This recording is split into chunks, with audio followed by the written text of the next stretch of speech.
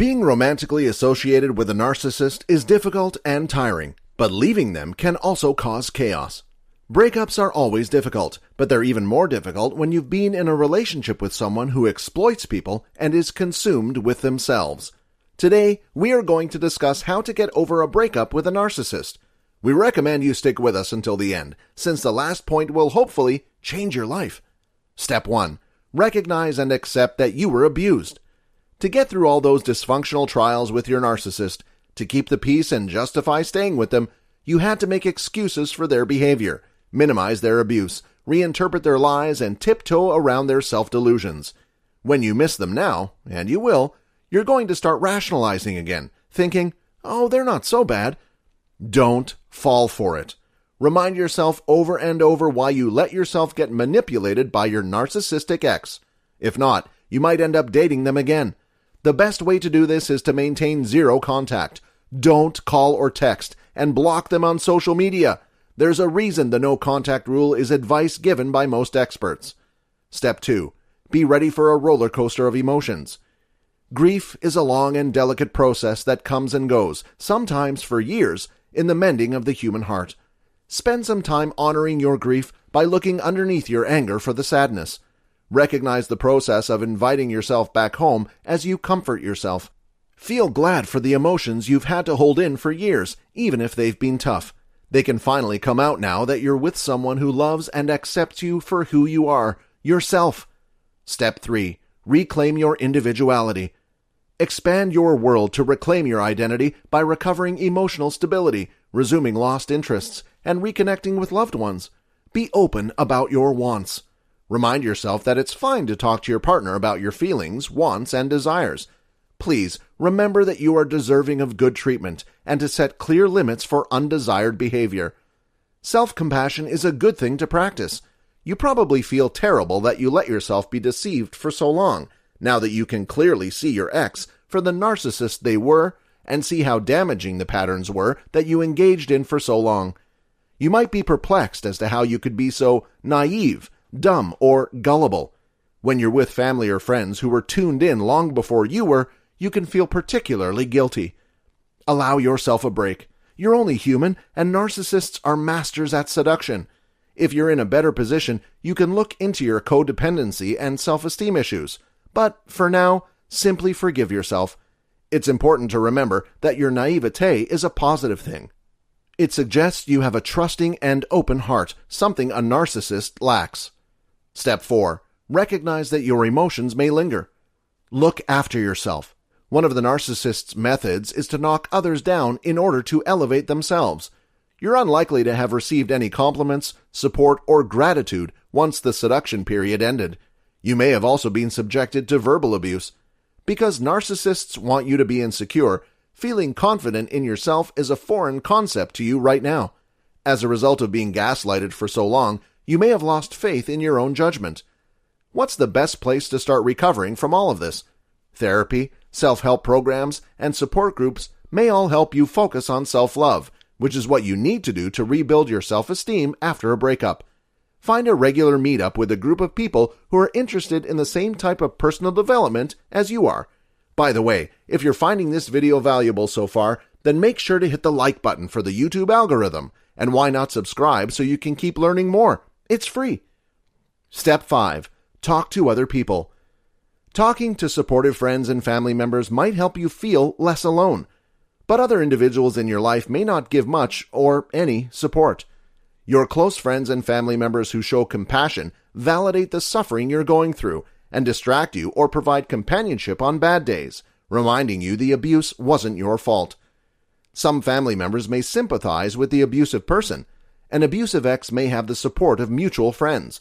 This can lead to a lot of misunderstanding and hurt. As you attempt to rehabilitate, it's generally beneficial to put limits around your time with these folks. You could, for example, ask them not to name your ex when they are in the room with you, or to refrain from discussing their thoughts on the matter with you. Consider reducing your time with them if they don't respect such boundaries. Support groups also provide you the chance to speak up about the abuse you've suffered. You can share your story with others who are also trying to heal in a support group. Step 6. Get professional help. If it was difficult for you to leave the person who was abusing you, or if you are thinking about giving them another chance, a therapist may help you understand why you are feeling this way and establish a plan to prevent making unhelpful decisions in the future.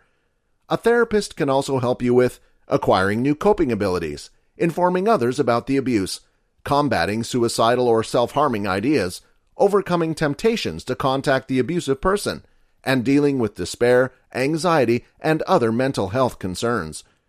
Therapy can also help you understand the underlying issues that make you more sensitive to abuse patterns. Therapy provides a safe environment in which a qualified, compassionate professional can assist you in exploring and understanding the jumble of feelings you're trying to sort through. You can recover, although it may take some time. As you begin your journey, a therapist can help you feel more supported. Step 7. Recall your ex's narcissistic characteristics. It is critical to remember that you were in a relationship with someone who was incapable of being a good partner. They're not just a little conceited or self-assured. They could have a personality issue that can be diagnosed. They exaggerate their own self-importance. They're obsessed with illusions of limitless success, intelligence, power, beauty, and perfect love. They assume that only elite or high-status people can comprehend them, since they are distinctive and unique. They require a lot of admiration. Narcissists engage in predatory interpersonal conduct. They are devoid of empathy. They are envious of others and believe that others are envious of them. They have haughty attitudes or actions. At least 5 of these 9 characteristics are present in someone with narcissistic personality disorder. Also, they require frequent praise and admiration. They make you feel unappreciated, unvalidated, and unaccepted. They don't have any long-term friendships.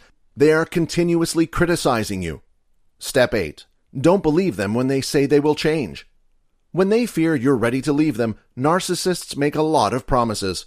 They're great at building up your hopes, only to squander them if you stay.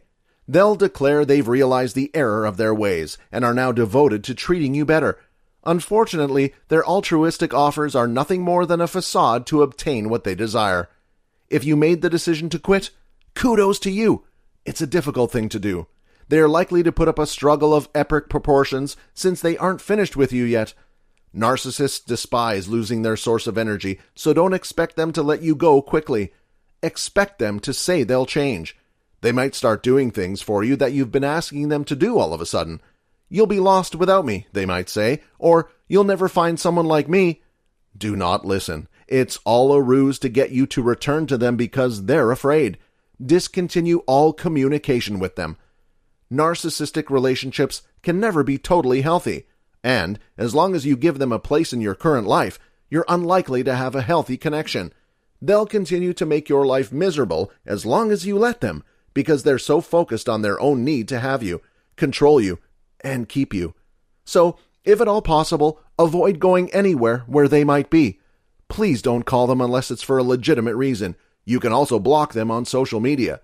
No contact means precisely what it sounds like. No contact at all. This includes blocking their phone number, ensuring that any emails sent from their address end up in your spam folder, and erasing them from social media.